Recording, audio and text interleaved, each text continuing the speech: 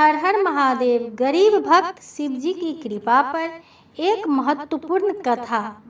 भारत के एक छोटे से गांव में एक बहुत ही गरीब आदमी रहते थे। उनका नाम रामू था। रामू बहुत ही साधारण जीवन जीते थे। उनके पास न तो अच्छी जमीन थी, न कोई बड़ा घर और न ही ज़्यादा पैसे।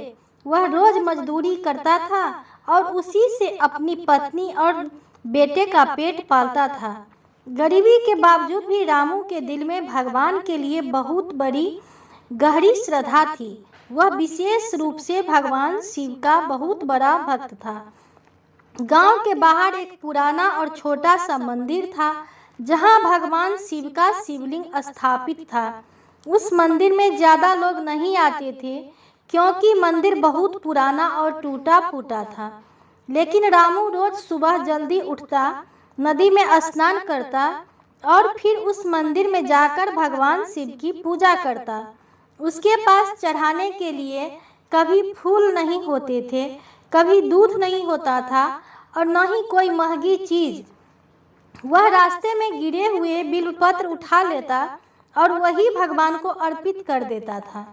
रामू हमेशा एक ही प्रार्थना करता कि हे भोलेनाथ, मेरे पास आपको देने के लिए कुछ नहीं है, बस मेरी सच्ची भक्ति स्वीकार कर लीजिए। गांव के कुछ लोग उसकी भक्ति का मजाक भी उड़ाते थे।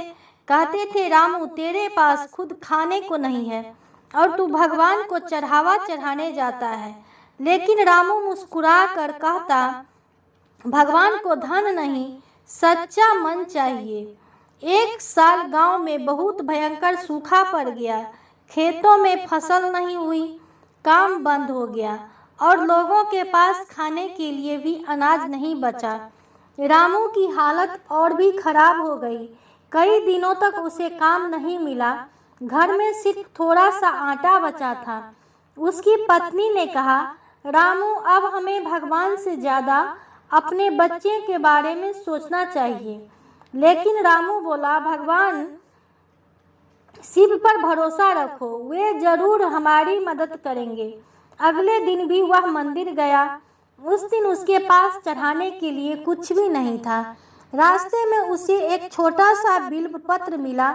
उसने वही उठाया और मंदिर जाकर शिवलिंग पर चढ़ा दिया। फिर वह बैठकर रोने लगा और बोला, भोलेनाथ, मैं हार गया हूँ। मेरे बच्चे को भूख लगी है। अगर मेरी भक्ति सच्ची है तो मेरी मदद कीजिए। उस रात रामू को एक अद्भुत सपना आया।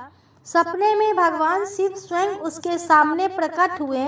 उनके साथ माता पार्वती भी थी।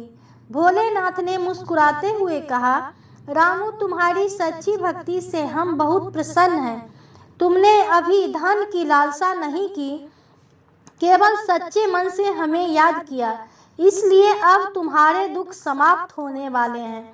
रामू ने हाथ जोड़कर कहा, प्रभु, मुझे धन नहीं चाहिए, बस इतना दीजिए कि मेरा परिवार भूखा न रहे। भगवान शिव बोले, कल सुबह मंदिर के पास जो पुराना पीपल का पेड़ है, उसकी जड़ के पास खुदाई करना, तुम्हें वहाँ कुछ मिलेगा। इतना कहकर भगवान अंतर ध्यान हो गए। सुबह होते ही रामू मंदिर गया। उसने पीपल के पेड़ के पास खुदाई शुरू की। थोड़ी देर बाद उसकी कुदाल किसी कठोर चीज से टकराई। जब उसने मिट्टी हटाई तो वहाँ एक छोटा सा घड़ा खोलते ही उसकी आंखें हैरानी से फैल गई। उस घड़े में सोने के सिक्के भरे हुए थे। रामू समझ गया कि वह सब भगवान शिव की कृपा है। लेकिन रामू लालची नहीं था।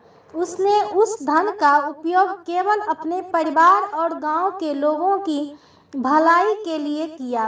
रामू ने सबसे पहले मंदिर की मरम्मत करवाई। उसने मंदिर को सुंदर बनवाया ताकि लोग वहां आकर भगवान की पूजा कर सके। फिर उसने गांव के गरीब लोगों की मदद की। जो लोग भूखे थे उन्हें भोजन दिया, जिनके पास कपड़े नहीं थे उन्हें कपड़े दिया। धीरे धीरे पूरा गांव बदलने लगा। लोग रामू की इज्जत करने लगे।